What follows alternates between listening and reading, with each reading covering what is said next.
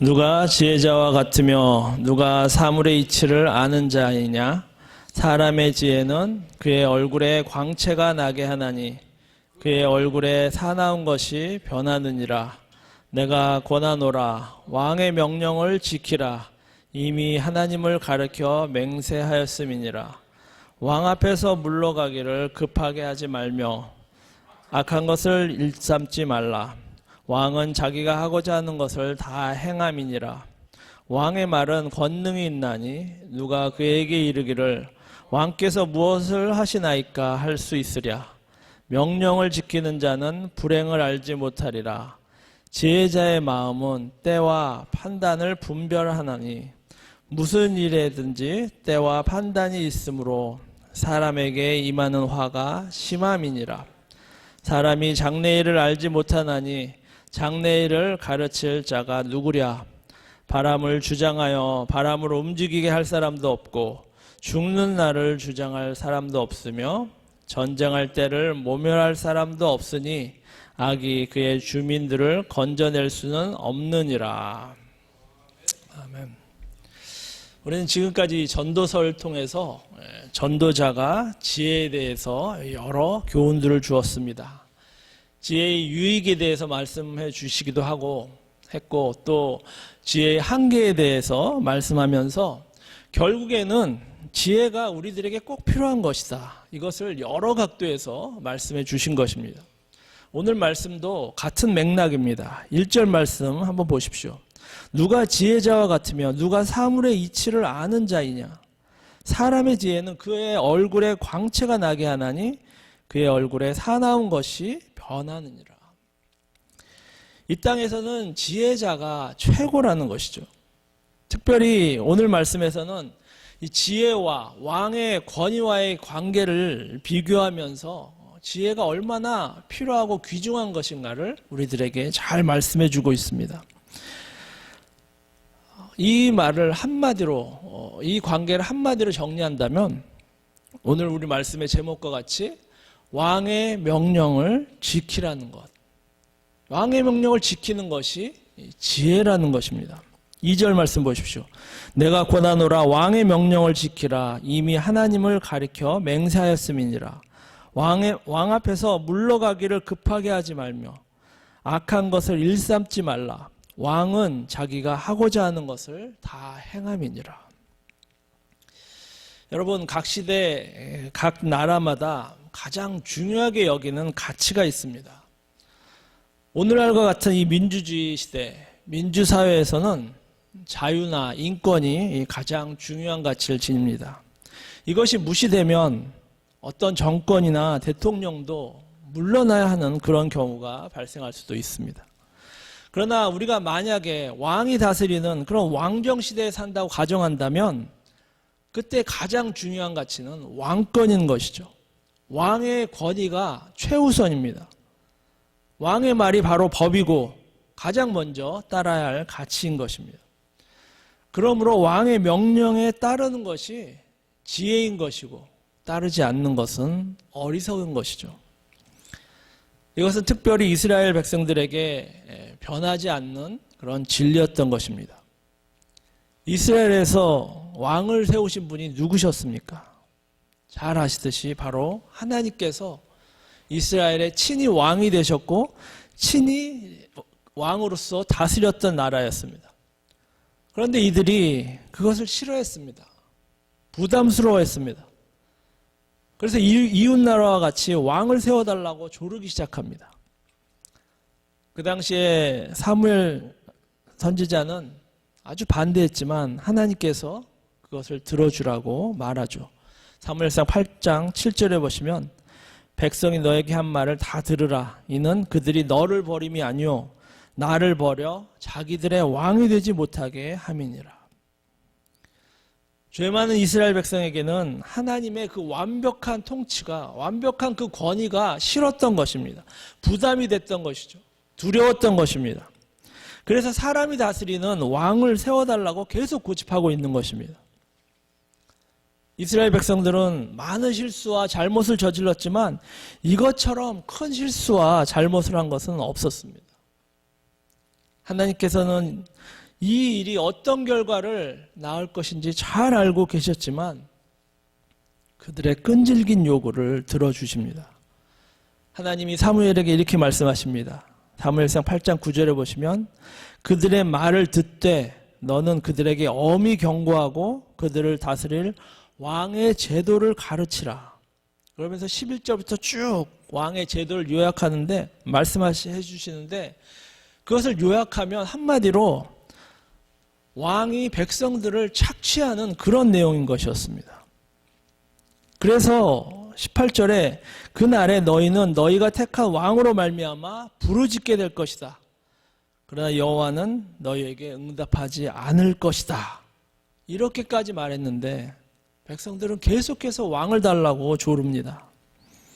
19절에 백성이 사무엘의 말을 듣길 거절하여 이르되 아니로소이다. 우리도 우리 왕이 있어야겠나이다. 이스라엘의 왕정 시대는 이렇게 시작되었습니다. 하나님의 완전한 오서러티에서 불완전한 사람의 그 오서러티로 시작한 그 시대가 바로 이스라엘의 왕정 시대였습니다. 이것은 시작부터 문제를 안고 시작한 그런 시대였던 것이죠. 그런데 오늘 말씀에서 전도자는 그래도 왕의 명령을 지키는 것이 지혜라고 말씀하고 있습니다. 왜냐하면 불완전한 것이지만 그것이 하나님으로부터 나온 것이기 때문입니다. 하나님이 세운 것이기 때문에 따라야 한다는 것이죠. 그렇습니다. 이것이 정상이고 기본이 돼야 합니다. 우리는 기본적으로 이 권위를 존중하는 자들, 따르는 자들, 세우는 자들이 돼야 할 것입니다. 이것이 지혜 있는 자고 또 이런 사람들이 모여서 지혜로운 공동체, 아름다운 공동체, 평화로운 공동체가 이루어지게 되는 것입니다. 그런데 문제는 무엇입니까? 시작부터 불완전한 이 오서러티가 인간의 부패와 오염된 이 본성과 만나서 명백히 잘못된 그런 권위로 발전하는 것이 너무 쉽다는 것이죠. 이것은 역사를 조금만 돌아보면 금방 알 수 있습니다. 인류 역사 속에서 선한 왕이 더 많았습니까? 악한 왕이 더 많았습니까? 왕의 권력을 잘 사용하는 경우와 잘못 사용하는 경우 어느 쪽이 더 많았을까요? 이스라엘 역사만 보더라도 솔로몬 왕 이후에 분열 왕국 시대에 북이스라엘 왕들 19명, 남유다 왕들 20명 중에 선한 왕으로 꼽을 수 있는 왕들, 북이스라엘은 단 한 명도 없었습니다. 남유다에만 겨우 8명 정도가 선한 왕으로 꼽을 수 있을 정도였습니다. 대부분 악한 왕이었습니다. 하나님이 주신 권위를 잘못 사용한 왕들이 대부분이었다는 것이죠. 이처럼 가지면 잘못 사용하기 너무 쉬운 이 권력, 이 권위, 이 모든 것을 아시고도 하나님은 우리에게 왕의 권위를 허락하신 것입니다. 그러므로 왕의 권위는 우리에게 축복이 될 수도 있고 저주도 될 수 있는 것입니다. 불행히도 축복보다는 저주인 경우가 훨씬 많았습니다. 그것이 권위이고 권력입니다. 시작부터 그랬습니다. 이런 상황 속에서 무엇이 지혜일까요? 전도자는 첫 번째로 권위를 존중하라고 말합니다. 권위를 존중하는 개인이 되고 공동체가 되는 것이 지혜라고 말합니다. 이것이 기본이고 이것이 정상적이라고 말하고 있습니다. 사랑하는 성도 여러분, 권위에 대한, 권력에 대한 우리의 기본 설정, 디폴트는 존중하는 것이 되어야겠습니다. 명령을 지키는 것이 기본이 되어야 합니다. 왜냐하면 하나님이 세우신 권위이기에 지키는 것이 지혜이고 복인 것입니다. 그러면서 동시에 이 권위가 잘못 사용하지 않게 되도록, 잘못 사용할 수 없게 되도록 기도하면서 우리가 할 의무를 다하는 것도 꼭 필요합니다. 왜냐하면 잘못 사용하는 순간부터 축복이 저주로 바뀌기 때문입니다. 잘못된 권위가 서면 그것에 맞서야 하고 서로 양편으로 분열돼서 싸우고 마침내 그 권위를 끌어내렸어도 서로에게 깊은 상처를 남기기 때문입니다. 결과적으로 모두에게 마이너스인 것이죠. 이스라엘 백성들이 악한 왕들 때문에 고통을 받고 신음하다가 결국 하나님 앞에 부르짖었던 것을 우리는 기억해야 할 것입니다. 이런 일이 애초에 일어나서는 안 되었던 것이죠. 특별히 오늘날처럼 권력자를 투표로 세우는 이 시스템에서는 우리 크리스찬들의 역할이 더욱 중요해졌습니다. 우리는 먼저 권위를 존중해야겠습니다. 위에서 세우신 그 권세를 잘 따라야겠습니다. 그리고 잘못된 권위가 서지 않도록 항상 깨어 기도해야겠습니다.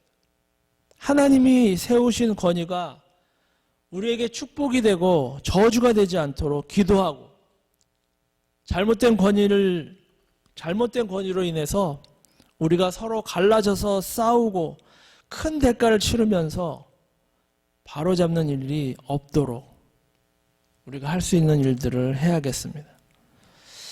잘못된 권위가 쓰면 그 권위를 바로 세우기까지 엄청난 고통이 따르기 때문입니다.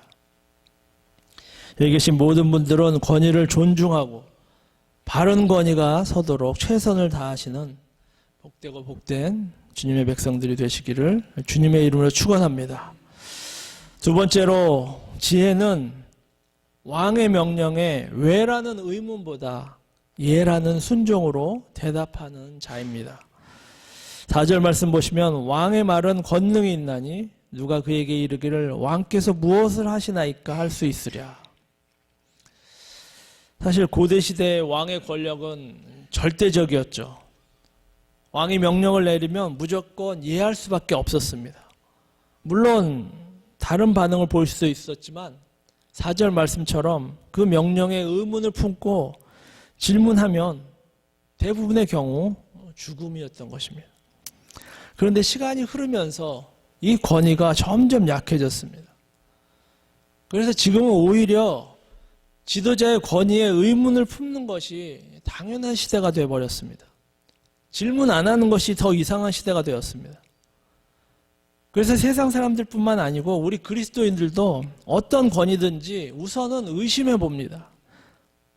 이것이 습관이 돼서 이제는 하나님의 말씀까지 의문을 품는 것이 너무나 자연스러워졌습니다. 물론 이해가 안 되는 부분에 대해서는 이해가 될 때까지 의문을 가지고 질문도 하고 연구도 해야겠지만, 이것이 습관화가 되는 것은 결코 바람직하지 않은 것이죠. 사실 신앙은, 우리의 믿음은 모두 이해되고 모두 깨달았기 때문에 믿는 것이라기보다는 보이지 않지만, 잡히지 않지만 하나님께서 말씀하셨기에 이것이 실상이 될 것이라는 것을 먼저 받아들이는 것입니다. 그래서 히브리서 11장 1절에서 믿음은 바라는 것들의 실상이요 보이지 않는 것들의 증거라고 한 것입니다. 항상 보이고 손에 잡았기 때문에 하나님의 말씀에 순종하는 것이 아니고, 이해가 안 되지만 믿어지지 않지만 단지 하나님의 말씀이기에 순종하는 것이 첫 번째 순서라는 것이죠. 75세 된 아브라함에게 무조건 고향을 떠나라고 하신 하나님, 출생할 수 없는 노부부에게 아들을 주실 것이라는 하나님, 또 그렇게 얻은 아들을 제사로 번제로 바치라는 하나님, 저와 여러분이 아브라함의 상황이었다고 한번 생각해 보십시오. 이 명령에 대해서 우리는 과연 왜가 먼저 나올까요? 예가 먼저 나올까요? 저는 솔직히 왜라고 질문도 안 했을 것 같습니다. 다른 명령을 주십시오, 이렇게 졸랐을 것 같습니다. 여러분, 우리는 위에 있는 권세에 의문을 품는 것, 나름대로 이유도 있고 리즈너블 할 때도 많을 것입니다. 하지만 이것이 습관이 돼서는 안 될 것입니다. 우리의 기본 태도가 되어서는 안 된다는 것입니다. 우리의 기본 태도는 왜보다는 예가 되어야겠습니다. 세상 권위에 대해서도 그렇지만 특별히 하나님의 권위, 하나님의 말씀에 대해서는 왜보다 예가 되기를 원합니다. 비록 우리가 아브라함에게 주신 것 같이 이해가 되지 않는 그런 어려운 명령을 받는다고 해도 예라고 순종한다면 그때부터 역사가 일어나게 되는 것입니다. 아브라함이 예라고 순종하고 고향을 떠났기에 열방의 아버지가 되는 축복의 통로가 되었습니다. 아브라함이 아들을 주신다는 것을 믿었기에 이삭을 얻었고, 이삭을 바치라는 명령을 순종했기에 어린 양을 예비하셔서 기쁨의 제사를 드릴 수 있는 그런 놀라운 경험을 하게 된 것입니다. 우리의 상황을 돌아볼 때 혹시나 왜라는 의문이 일어난 일들이 있을지 모르겠습니다. 특별히 하나님께서 우리가 생각하는 길과 다른 길을 가라고 하실 때 우리는 왜와 예 사이에서 선택을 해야 합니다. 저는 개인적으로 이 교회가 잠정적으로 클로즈하고 한국으로 가야 한다는 것, 이것이 바로 이런 결정이라고 생각합니다. 결코 쉽지 않은 고통스러운 결정입니다. 그러나 꼭 해야 한다면 예를 선택하는 우리들이 돼야 한다는 것이죠. 우리가 하나님의 명령에 왜 대신 예라고 반응할 때 더 깊은 은혜와 축복을 경험하는, 찬양하는 그런 삶이 될 줄 믿습니다. 여기 계신 모든 분들에게 이 은혜가 풍성히 임하시기를 주님의 이름으로 축원합니다. 마지막으로 지혜자는 장래에 하나님 앞에 서게 된다는 것을 기억하는 자입니다. 본문 말씀에는 구체적으로 언급되지 않았지만 문맥 속에서 강조되고 있는 말씀입니다. 사람이 7절 말씀, 사람이 장래일을 알지 못하나니 장래일을 가르칠 자가 누구랴. 그렇습니다. 우리는 1초, 1분 후에 될 일 알 수 없습니다. 그러나 우리의 장래일 중에 한 가지는 분명히 알 수 있습니다. 그것은 우리 김문석 집사님 기도하신 것처럼 주님이 다시 오신다는 것, 그리고 우리 모두는 하나님 앞에 서게 된다는 것. 그것은 우리가 알 수 있는 것이죠. 여러 번 반복해서 강조한 말씀입니다. 히브리서 9장 27절 말씀에 한 번 죽는 것은 사람에게 정해진 것이요 그 후에는 심판이 있다고 말씀했고, 고린도후서 5장 10절에 우리가 다 반드시 그리스도의 심판대 앞에 나타나게 되어 각각 선악간에 그 몸으로 행한 것을 따라 받으려 함이라. 여러분, 우리가 장래일을 알지 못하는 것, 어떤 의미에서는 큰 축복입니다. 우리 장래일 중에 좋은 일만 계속 생기면 얼마나 좋겠습니까? 그런데 원치 않은 일, 안 좋은 일이 많이 생기는데 그것을 모두 미리 안다고 한번 생각해 보십시오. 한시도 편할 날이 없을 것입니다. 그래서 하나님께서는 한 가지만 제외하고는 장래일을 알려주지 않으신 것입니다. 그것은 축복입니다. 그리고 또 한 가지를 알려주신 것도 매우 큰 축복입니다. 우리 모두는 하나님 앞에 서게 된다는 것, 그것을 알려주셔서 이 땅에서 헛된 삶을 살지 않고 깨어있는 삶을 살 수 있도록 기회를 주신 것, 그것은 축복 중에 축복임을 믿습니다. 그렇기 때문에 우리는 사도 바울이 고린도전서 15장 34절에서 권면한 것 같이 깨어 의를 행하고 죄를 짓지 말아야 할 것입니다. 죄 짓는 대신에 요한 1서 4장 17절 말씀처럼 사랑이 우리에게 온전히 이루어진 것은 우리로 심판날에 담대함을 가지게 하려 함이니 주께서 그러하신 것 같이 우리도 이 세상에서 그러하니라. 사랑하는 성도 여러분, 머릿속으로 하나님 앞에 서는 날을 한번 그려보십시오. 어떤 모습이 그려지십니까? 하나님께서 여러분들을 어떤 모습으로 바라보고 계십니까? 우리 가운데 하나님께서 무서운 얼굴로 바라보기를 원하는 사람은 단 한 사람도 없을 것입니다. 모두 인자한 얼굴, 웃는 얼굴, 우리를 자랑스러워 하시는 그런 얼굴로 보기를 원하실 것입니다. 이 영광스러운 장면을 우리가 그리면서 여기 계신 모든 분들은 오늘도 내일도 그리고 주님이 오시는 그날까지 하나님 앞에 서는 그날까지 왕이신 그 하나님의 명령을 지키면서 사시기를 주님의 이름으로 축원합니다. 기도하겠습니다.